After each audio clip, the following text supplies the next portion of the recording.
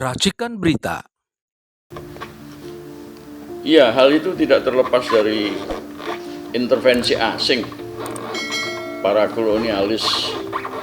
Ya, saya bedakan antara Barat ya, Amerika, Eropa, dengan kroni-kroninya yang ada di Australia, bahkan termasuk Jepang dan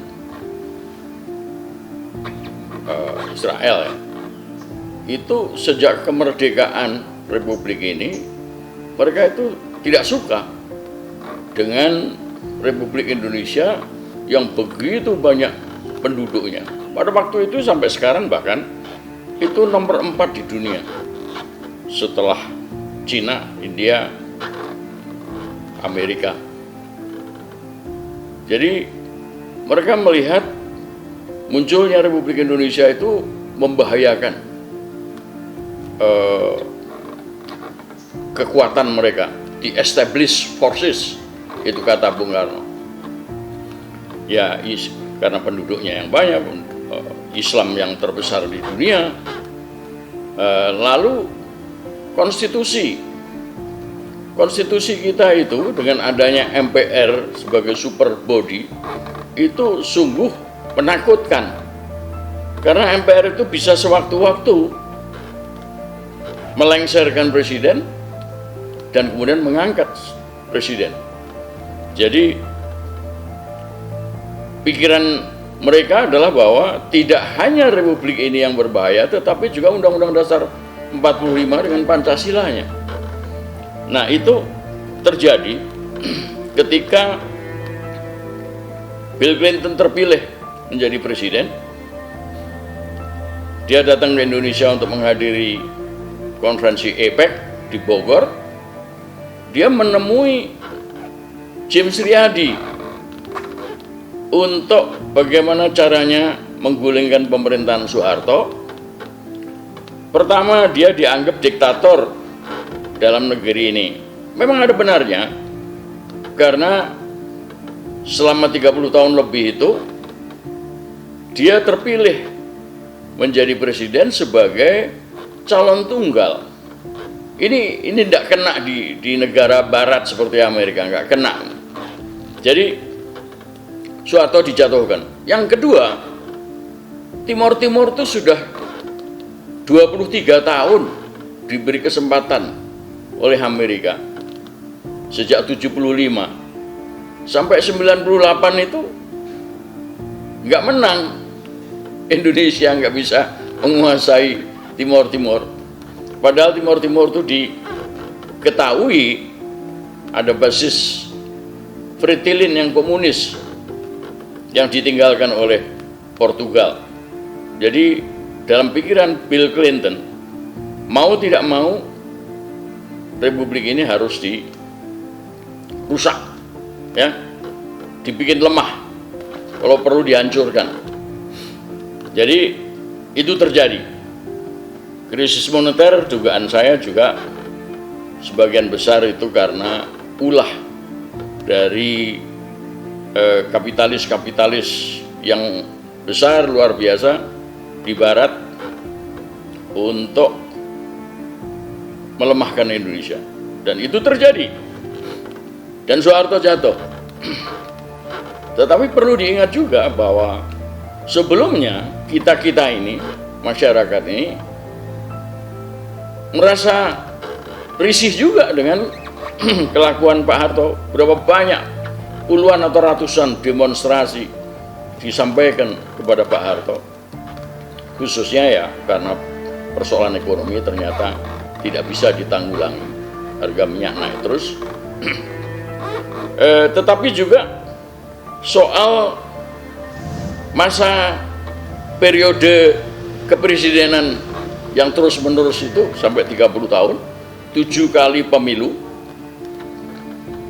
itu juga merisaukan kita semua. Oleh karena itu pasal 7 Undang-Undang Dasar 45 yang memberi kesempatan pada seorang presiden untuk berkuasa selama 5 tahun dan setelah itu bisa dipilih kembali, itu perlu diperiksa kembali kalau perlu diamandemen, karena dalam benak pikiran Pak Harto itu bisa dipilih berkali-kali. Dan oleh karena itu, tapi sekarang menurut pendapat saya, tidak perlu kita itu mengamandemen pasal 7. Cukup apabila di dalam penjelasan Undang-Undang Dasar 45 itu, pasal per pasal, di bagian pasal 7 itu disampaikan bahwa yang dimaksud adalah 2 periode, begitu aja. Jadi tidak perlu mengubah batang tubuh daripada Undang-Undang Dasar, cukup penjelasannya aja.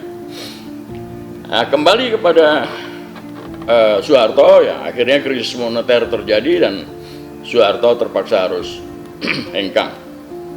Tapi tidak hanya sekedar itu yang mereka maksud, ya pihak Barat dan khususnya Amerika dan Eropa itu, akan tetapi mau mengubah banyak hal, ya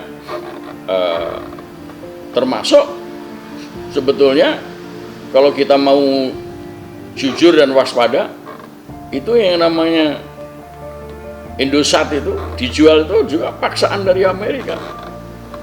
Lalu Texmaco yang bisa memproduksi mobil dan truk bis, ya itu pun dihancurkan. Lalu PT-DI yang bisa menghasilkan CN235, lalu CN250, serta yang sedang dikerjakan yaitu CN 2031, itu turboprop itu sampai kemudian mangkrak, nggak bisa dilanjutkan prosesnya, ya.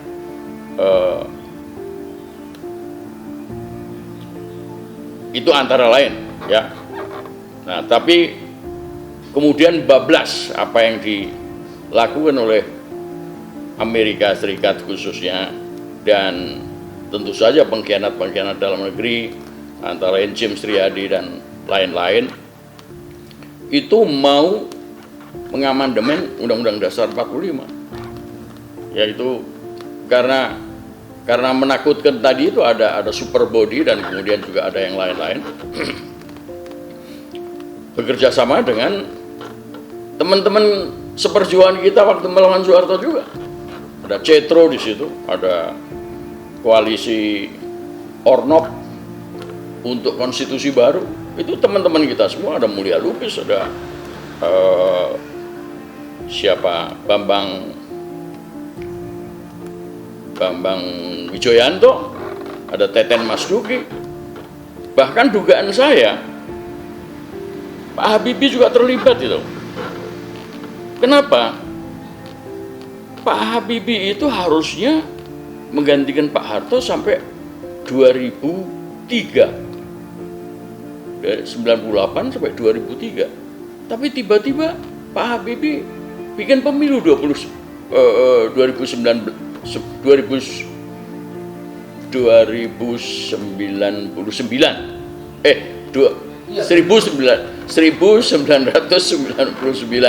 ya. Jadi ini aneh, ini aneh, ben ajaib. Kenapa tiba-tiba Pak Habibie begitu?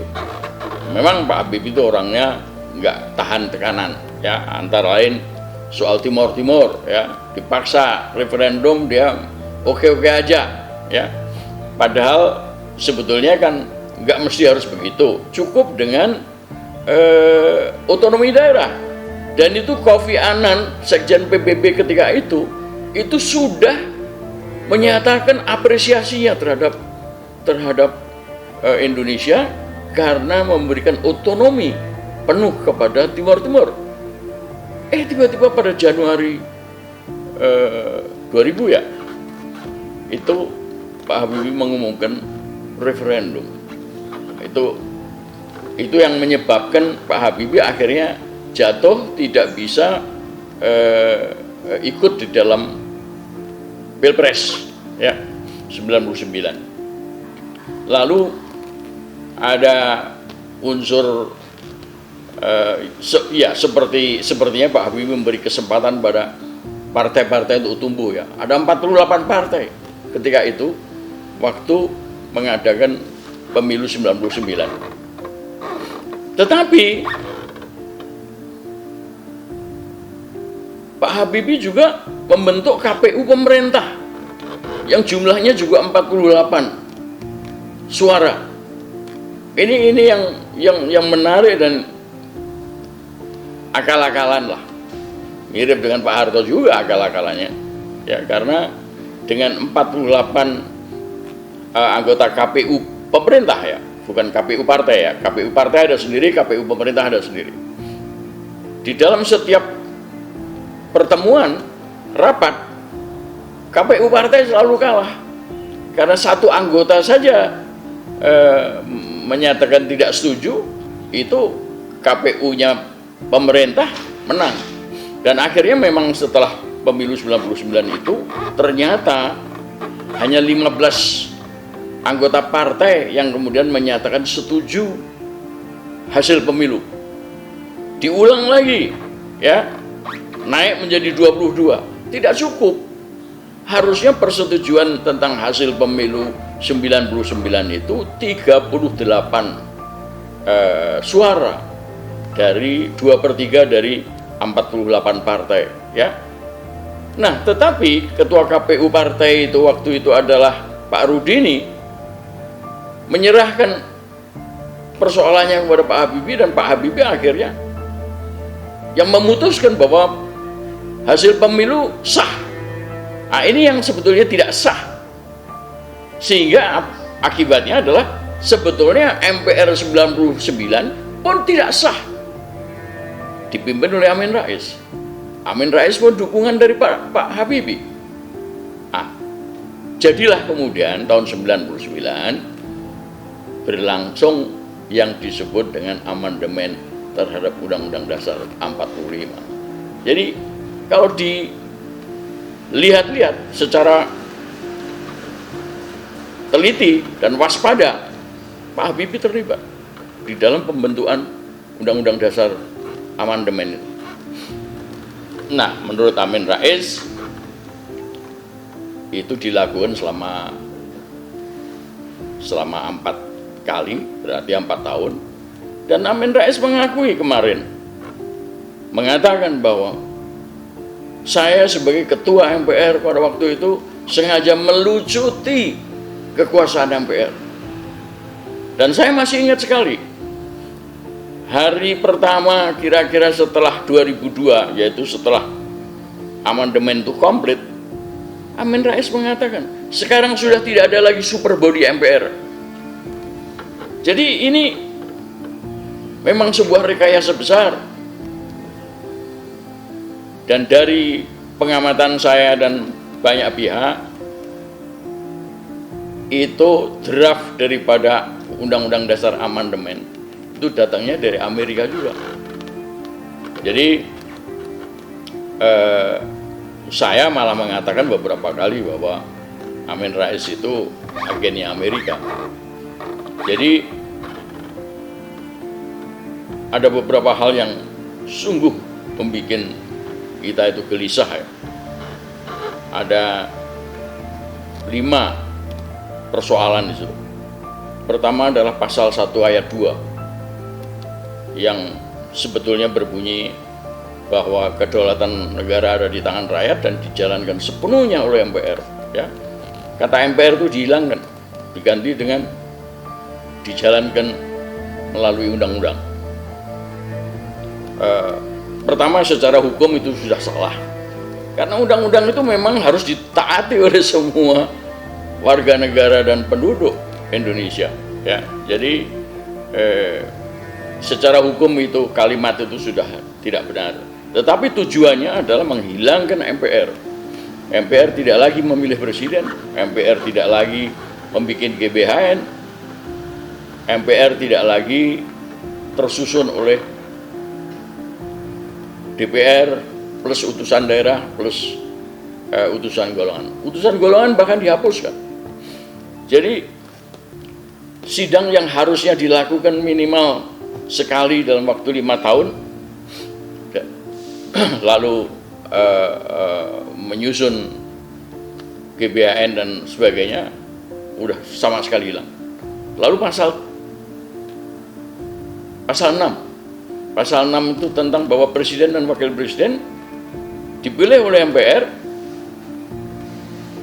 khusus mereka syaratnya adalah harus Indonesia asli. Itu dibuang kata-kata Indonesia asli. Dan kemudian pemilunya, Pilpres pun diselenggarakan secara langsung oleh rakyat, tidak lagi oleh MPR, ya.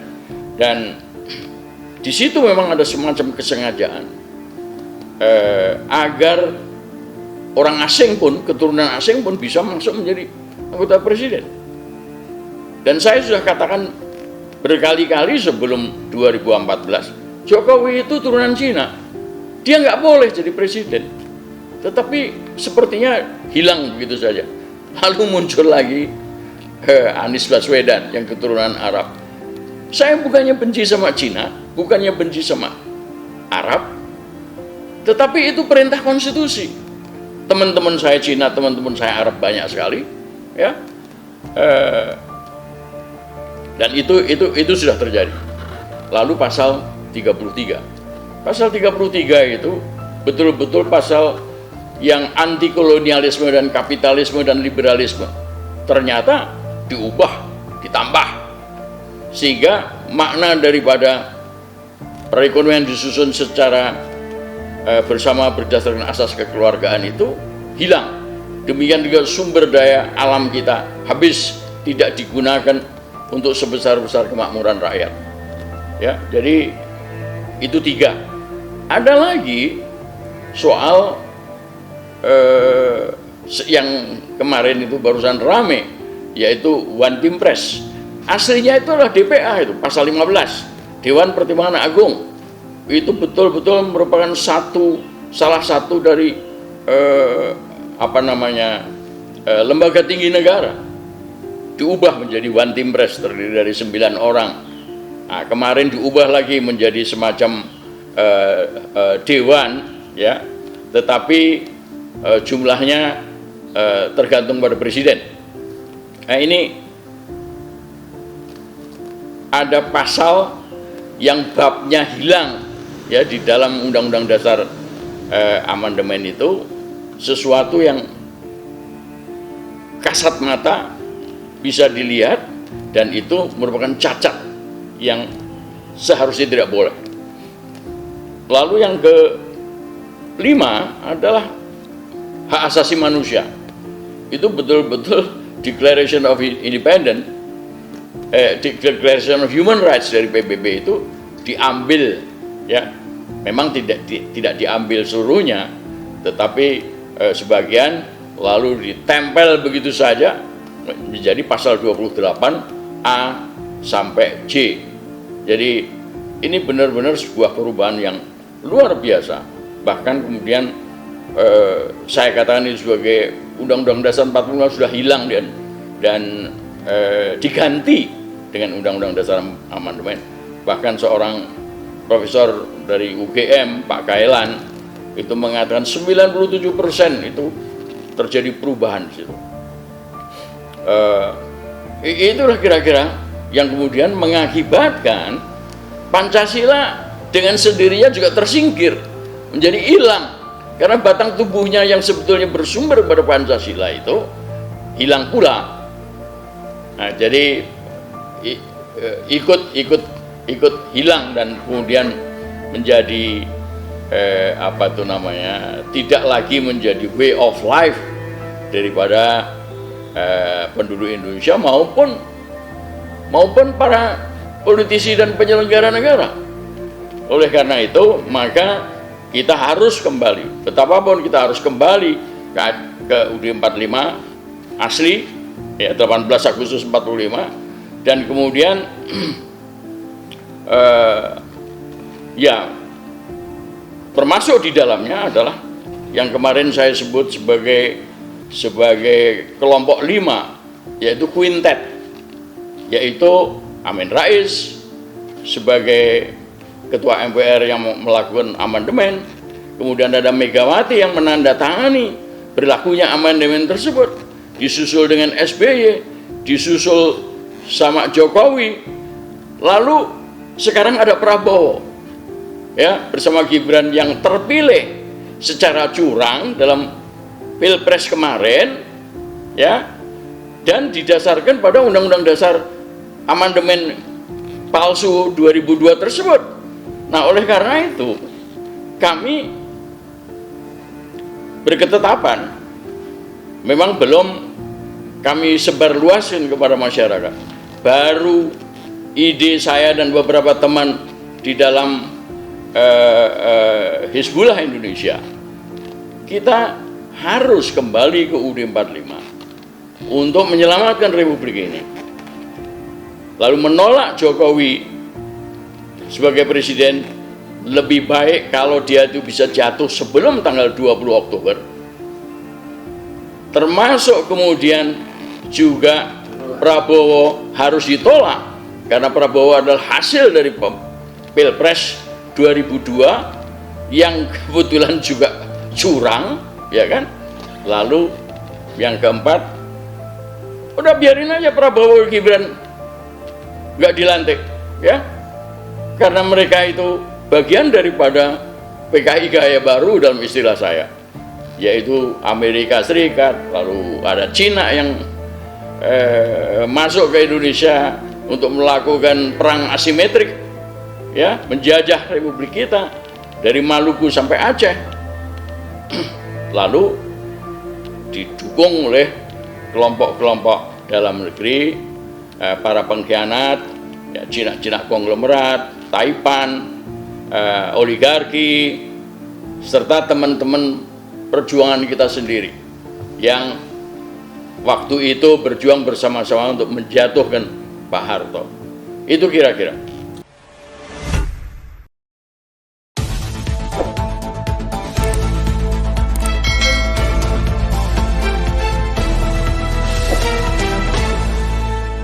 Racikan Berita